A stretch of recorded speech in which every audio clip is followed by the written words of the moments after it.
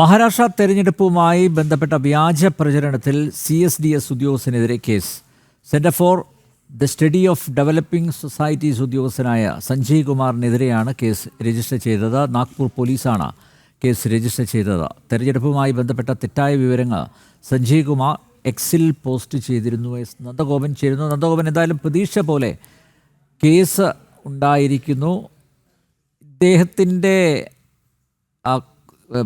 കണ്ടെത്തലുകളുടെ അടിസ്ഥാനത്തിലാണല്ലോ പ്രതിപക്ഷ നേതാവ് രാഹുൽ ഒരാറ്റം ബോംബ് ഇടാൻ വേണ്ടി വന്നത്. പക്ഷേ അതെല്ലാം ചീറ്റിപ്പോയിരിക്കുന്നു. ഇപ്പോൾ സഞ്ജയ് കുമാർ തെറ്റ് സമ്മതിച്ചെങ്കിലും, തെറ്റ് പറ്റി എന്ന് തുറന്ന് പറഞ്ഞെങ്കിലും സഞ്ജയ് കുമാറിനെതിരെ കേസ് രജിസ്റ്റർ ചെയ്തിരിക്കുന്നു നാഗ്പൂർ പോലീസ്. വിശദാംശങ്ങൾ നന്ദഗോപൻ.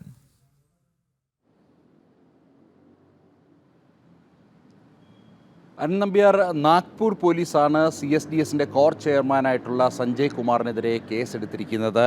ഭാരതീയ ന്യായ സംഹിതയിലെ 175, 353, 212, 340 എന്നീ വകുപ്പുകൾ പ്രകാരമാണ് കേസ് രജിസ്റ്റർ ചെയ്തിരിക്കുന്നത്. ഇതുമായി ബന്ധപ്പെട്ട FIRൽ വ്യക്തമാക്കിയിരിക്കുന്നത് തെരഞ്ഞെടുപ്പ് കമ്മീഷനെ സംശയനിഴലിൽ നിർത്തി, മാത്രമല്ല ഈ രേഖകൾ തെറ്റായി ഉപയോഗപ്പെടുത്തി എന്നതടക്കമുള്ള ഗുരുതര ആരോപണങ്ങളാണ് ഈ FIRൽ രജിസ്റ്റർ ചെയ്തിട്ടുള്ളത്.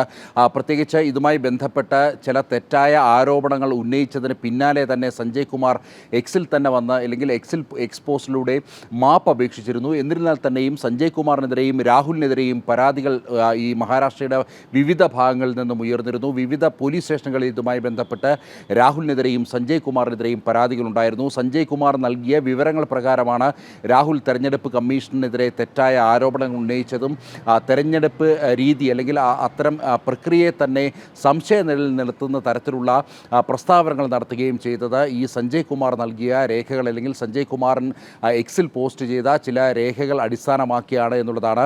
ഇതിൻ്റെ അടിസ്ഥാനത്തിലാണ് രാഹുലിനും അതേപോലെ തന്നെ സഞ്ജയ് കുമാറിനുമെതിരെ മുംബൈയിൽ, മഹാരാഷ്ട്രയിലെ വിവിധ ഭാഗങ്ങളിലെ പോലീസ് സ്റ്റേഷനുകളിൽ പരാതി ഉയർന്നത്. ഒടുവിൽ നാഗ്പൂർ പോലീസാണ് ഇത് സംബന്ധിച്ചുള്ള കേസ് രജിസ്റ്റർ ചെയ്തിരിക്കുന്നത്. ഭാരതീയ ന്യായ സംഹിതയിലെ വിവിധ വകുപ്പുകൾ പ്രകാരമാണ് കേസ് രജിസ്റ്റർ ചെയ്തിരിക്കുന്നത്. ഇനി അറിയേണ്ടത് രാഹുലിനെതിരെ കേസ് രജിസ്റ്റർ ചെയ്യുമോ എന്നുള്ളതാണ്.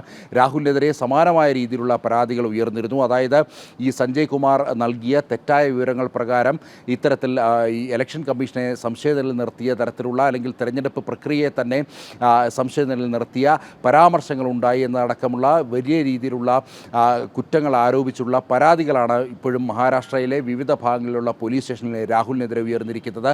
ഇപ്പോൾ സ്വാഭാവികമായും സഞ്ജയ് കുമാറിനെതിരെ കേസെടുത്ത പോലീസ് ഇനി രാഹുലിനെതിരെ കേസെടുക്കുമോ ഇല്ലയോ എന്നുള്ളതാണ് കാത്തിരുന്ന് കാണേണ്ടത്. നമ്പ്യാർ. നന്ദഗോപനാണ് വിവരങ്ങൾ നൽകിയത്.